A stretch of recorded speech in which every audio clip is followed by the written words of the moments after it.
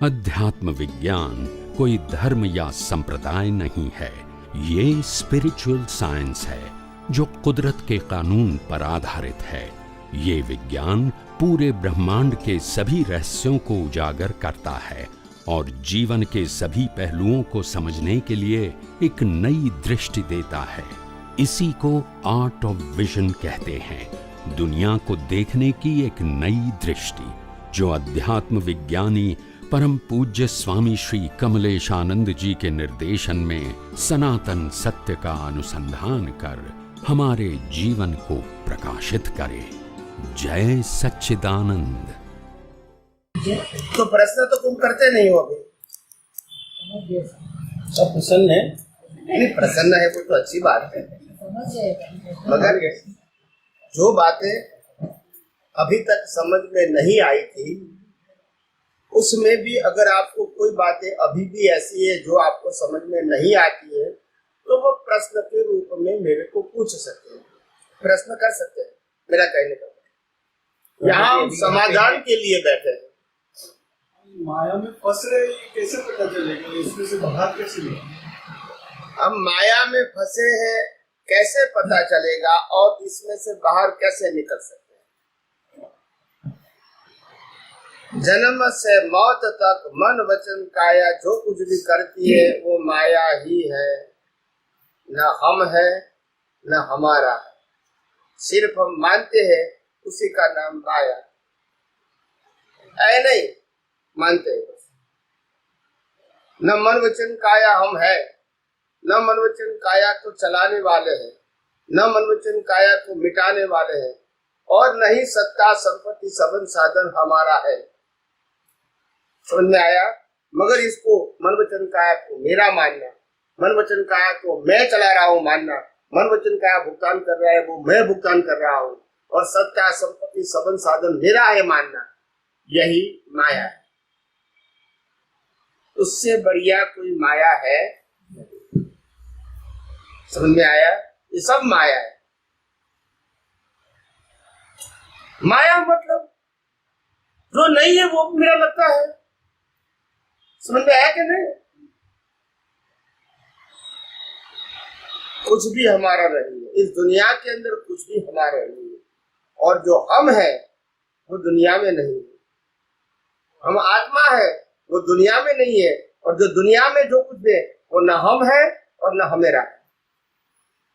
मगर हम और हमेरा मानना, उससे बड़ी माया नहीं हो सकती। समझ में आया कि नहीं?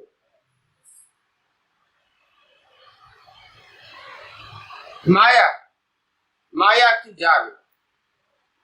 समझ में आया?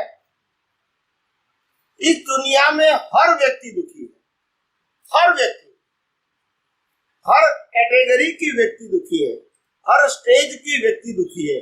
क्यों? हर व्यक्ति क्यों दुखी है? क्योंकि जो मिलता है वो पसंद नहीं है, और जो पसंद है वो मिलता नहीं है। बोलते नहीं है, और इसीलिए सब। समझ में आया?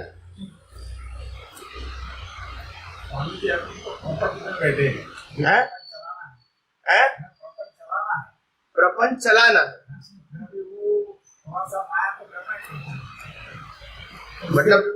मतलब आपको चलाना है या कंपल्सरी है? आपको कौन चलाने वाले? चलाना है या कंपल्सरी है? तो कंपल्सरी को चलाना बोलोगे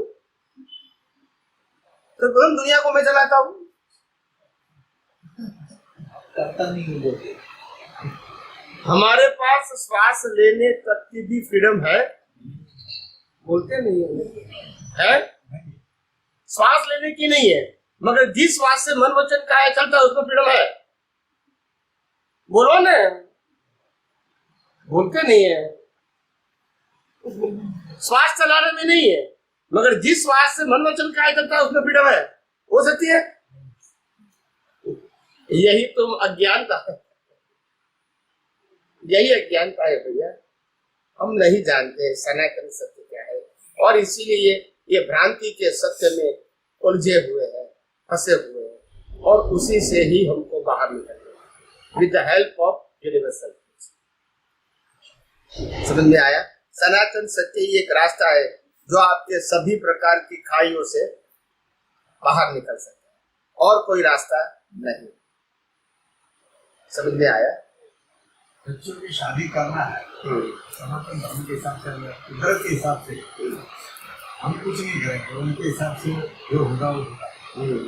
ऐसा ऐसा करना या फिर उनके लिए स्थल ढूंढना भी चाहिए कभी। जब शादी की उम्र हो जाती है लड़का या लड़की की, जैसे आपके पास लड़का है और उनकी बहू लानी है, जब शादी की उम्र होती है उस समय बहू पैदा नहीं होती है, वो तो पैदा हो चुकी है। बोलते नहीं, हाँ के ना तो बोलो। और मिलेगा भी अपने समय पे, बोलते नहीं है।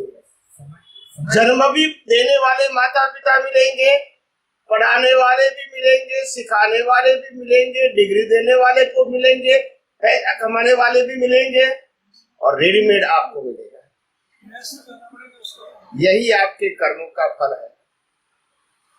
वो हम कहते मेहनत से मिले, क्या आपने पैदा किया था? बोलते नहीं है।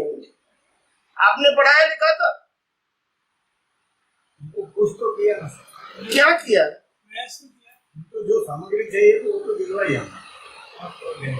एक महाशय ने मेरे को प्रश्न किया कि स्वामी जी इस दुनिया के अंदर सबसे लंबा और सबसे ज्यादा ट्रांजैक्शन वाला कर्म कौन सा है? सबसे लंबा लॉन्ग और सबसे ज्यादा ट्रांजैक्शन वाला कर्म कौन सा है? मैंने कहा शादी करना हो, 7 फेरा फिरो और 70 साल की जिम्मेदारी लो। बोलते नहीं है। इससे लंबा क्या हो सकता है? नहीं समझ में आया? ये सत्य नहीं है।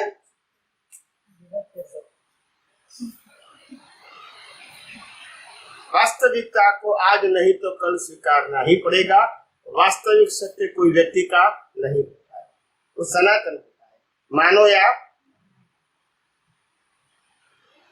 और सनातन सत्य के बिना इस दुनिया से माया की जाल में से छूटने का और कोई रास्ता नहीं है। एक महाशय ने मेरे को प्रश्न किया, स्वामी जी आत्मा अनंत शक्ति वाला है, अनंत ज्ञान वाला है, अनंत दर्शन वाला है, अनंत सुख वाला है, चेतन है, तो हमको अनुभव में क्यों नहीं आता? अभी तुम प्रश्न नहीं करते हो तो प्रश्न भी मैं करूंगा, उत्तर भी मैं दूंगा। बोलते नहीं है। नहीं समझ में आया?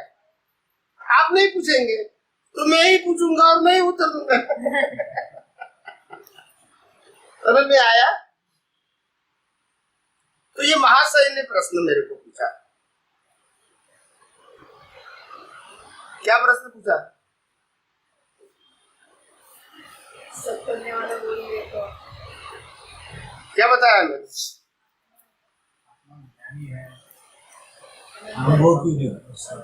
शक्तिशाली है। आत्मा चेतन है, अनंत ज्ञान, अनंत दर्शन, अनंत सुख, अनंत शक्ति वाला है, तो फिर अनुभव में क्यों नहीं आता है? ये प्रश्न है। समझ में आया? अभी आप उत्तर दो। हमारी दृष्टि बारी है, अंदर है ही नहीं प्रश्न। मगर वो तो अनंत शक्ति वाला है ना, तो वो देखना हमारे पहचानना उसको है ना। मगर वो तो दिखना चाहिए ना, वो तो अनंत शक्ति वाला है ना। हम अनंत ज्ञान वाले नहीं, वो तो अनंत ज्ञान वाला है ना। माया में कौन? हमारे पास दृष्टि नहीं है। वो हम फंसे कहाँ है? तो उसके लिए मैं उदाहरण देता हूँ ताकि आपको ये बात समझ में आए। एक महाशय था, उनके पास बैंक के अंदर 10 करोड़ रुपया बैलेंस था। कितना? 10 करोड़ रुपया उसके बैंक में बैलेंस था। उसका ही अकाउंट था, उसका ही नाम था और उसकी सिग्नेचर थी। और ये 10 करोड़ का बैलेंस होते हुए भी जब उन्होंने कोई क्राइम किया था, क्या किया था, तो कोर्ट ने इसको 20 साल की जेल की सजा दे दिया। कितने साल की? जन्म टिप 20 साल की सजा दे दिया कोर्ट ने। और वो कोर्ट में, अब जेल में है, किसमें है? और जेल से बैंक का अंतर 1 किलोमीटर भी नहीं है। कितना नहीं है? बोलते नहीं है। जेल और बैंक के बीच 1 किलोमीटर का अंतर। अकाउंट भी है, नाम भी है, पैसा भी है और सिग्नेचर भी उसकी, फिर भी वो 1 भी रुपया ले नहीं सकता है। क्यों? आपको उत्तर देना है। बंधा हुआ है जेल में, नहीं, उसके पास है कि नहीं, उसके लिए क्वेश्चन है। बोलो ने, पहले मेरे क्वेश्चन का उत्तर दो। उनके पास पैसा है कि नहीं, वो प्रश्न है, मगर वो यूज नहीं कर सकता है, वो भी हकीकत है ना। तो क्यों? बंधा हुआ है, स्वातंत्र नहीं है उसके पास, फ्रीडम नहीं। इसीलिए हम अज्ञानता की जेल में बंधे हुए वहां तक सनातन सत्य का, सनातन सुख का अनुभव होते हुए भी नहीं होगा। देखने की दृष्टि समझ में आया? अज्ञान की जेल में बंधे हैं और अज्ञान की जेल में बंधे हैं और आपको सनातन सत्य जानना है। दोनों कैसे पॉसिबल है? 10 करोड़ रुपया है मगर जेल में है, कर्मों की जेल में है। आप समझे ना? लोहे की जेल में है तो वो रुपया यूज नहीं कर सकते। ऐसे हम कर्मों की जेल में है, अज्ञानता के वश वहां तक सनातन सुख होते हुए भी अनुभव नहीं कर सकते। जेल से बाहर कैसे आए? जेल से बाहर आने का एक ही रास्ता है, अज्ञान को मिटाओ। क्या बताया? और अज्ञान दृष्टि स्वरूप है, मन वचन काया के क्रिया के स्वरूप नहीं। समझ में आया? अज्ञान दृष्टि में है, क्रिया में।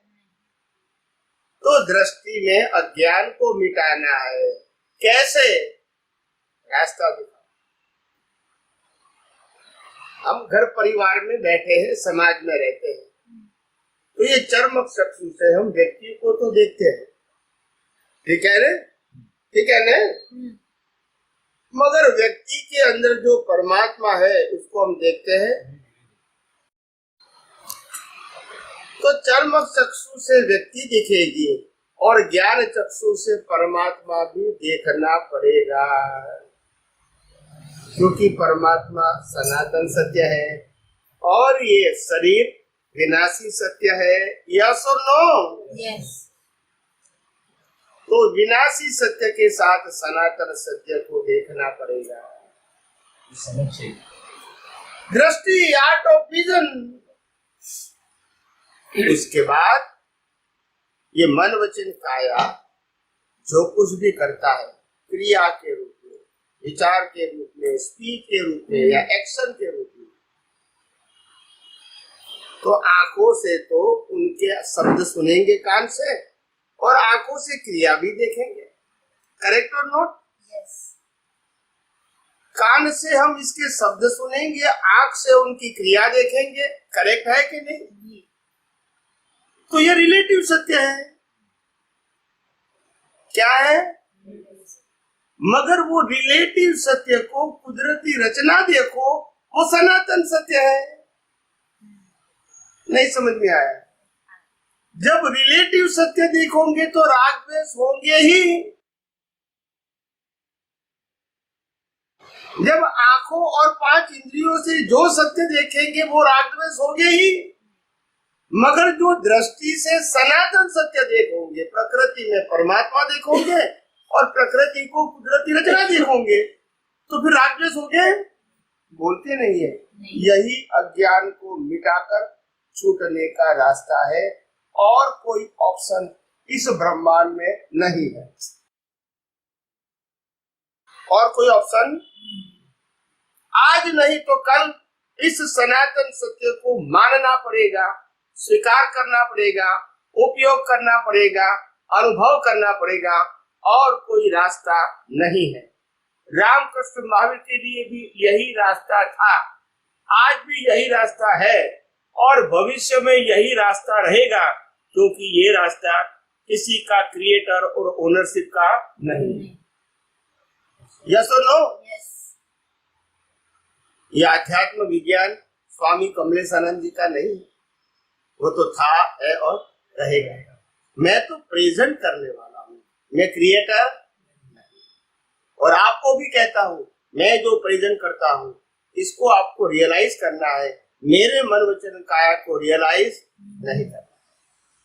ये शरीर सनातन सत्य, विज्ञान सनातन सत्य है और आत्मा भी सनातन।